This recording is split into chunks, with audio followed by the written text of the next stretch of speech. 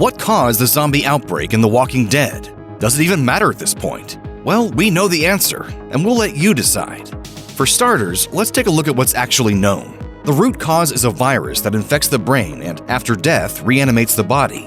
The TV series ultimately provided more clarity on the mechanics than the comic. In TS19, the Season 1 finale, CDC researcher Dr. Edwin Jenner compared the disease to meningitis. He also explained that the virus only infects the brainstem, which is why a dead person's personality and memories aren't restored, nor can a zombie form new ones. Everything you ever were or ever will be, gone. The characters initially assumed the virus is transmitted through a zombie biting someone, but it turns out the virus is actually airborne. Even the living are infected.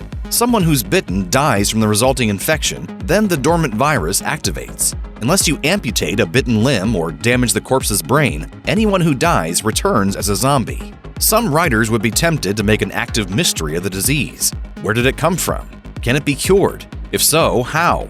Walking Dead co-creator Robert Kirkman is not one of those writers. While he's occasionally offered some hints or jokes, the series itself is always focused on the micro-world of the characters and how they survive in a radically altered world. It'd be hard to guess from the series itself, but outer space has cast a shadow over The Walking Dead since the beginning. Kirkman's pitch to Image Comics doesn't resemble the final product at all. As he recounted at San Diego Comic-Con 2018, I pitched The Walking Dead, and he said there's no successful zombie books in this industry, and you need to have a hook. Your book needs to be about something. You can't just do a book about the zombie apocalypse and people are surviving. And I said, oh, we got that. There's an alien invasion, and the aliens are just using the zombies to weaken the world's infrastructure and move in. And he was like, that sounds cool. And it got approved. I was lying. The closest Kirkman came to implementing this alien invasion was a joke ending of issue number 75, later followed by the non-canon miniseries Rick Grimes 2000.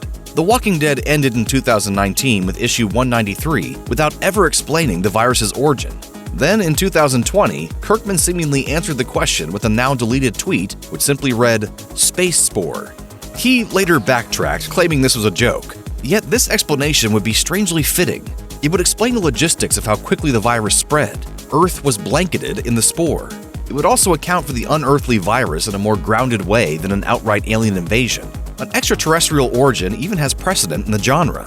Space spores infecting humans is right out of Invasion of the Body Snatchers, especially the 1978 version, which opens with the spores reaching Earth. Kirkman's pitch, aliens softening up humanity with zombies, was even cribbed from Plan 9 from Outer Space. Then there's George Romero, the godfather of the zombie genre and Kirkman's primary influence. His later films leaned more towards the supernatural, such as Dawn of the Dead, where it said, "When there's no more room in hell, the dead will walk the earth."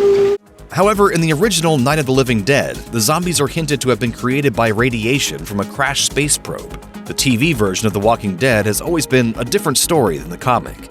While the original series ended without the virus's source revealed, the spin-off series, The World Beyond, offered a clue. The Season 2 series finale, The Last Light, featured a post-credits scene set in France. An unnamed woman enters an abandoned lab named La Biomedicine DDMI. On a laptop, she watches a pre-recorded message from Jenner before a man enters holding a gun. From their conversation and some nearby graffiti, La mort sont nés ici, which translates to "the dead were born here," it's implied this lab is the source of the virus. Did the French researchers merely stumble upon their creation, or was it deliberately engineered as a bioweapon? Likewise, was it accidentally or deliberately released? The upcoming Daryl Dixon spin-off will be set in France, so if any of the spin-offs answer these questions, it'll probably be that one. While the TV universe may be going a different route, Kirkman feels that the virus's origin simply wasn't important to the story he wanted to tell. In a 2018 Tumblr Q&A, he said that he does have the origin determined, but it wouldn't make sense to reveal it in the comic. He said, "It couldn't be less important to the story and the lives of these characters. It would be completely out of place in the story. Honestly, if a scientist from Washington came to the characters and told them what happened, the characters would just shrug and say, 'Oh, okay.' It wouldn't change their lives at all. What's important is how the apocalypse affects the people living in it. That's true for Kirkman's comics as well as Romero's zombie films. Night and Dawn are about, respectively, how neither racism nor consumerism ends even when the world has. Even in Day of the Dead, where the leads are scientists and military officers trying to reverse the virus, the story is about the internal breakdown of the group. In real life and stories, people want there to be a tangible bad guy because that brings a sense of order. It's better, however, to take The Walking Dead as what the story is on its face. A new disease appeared, the world changed forever, and here's how people lived through that change.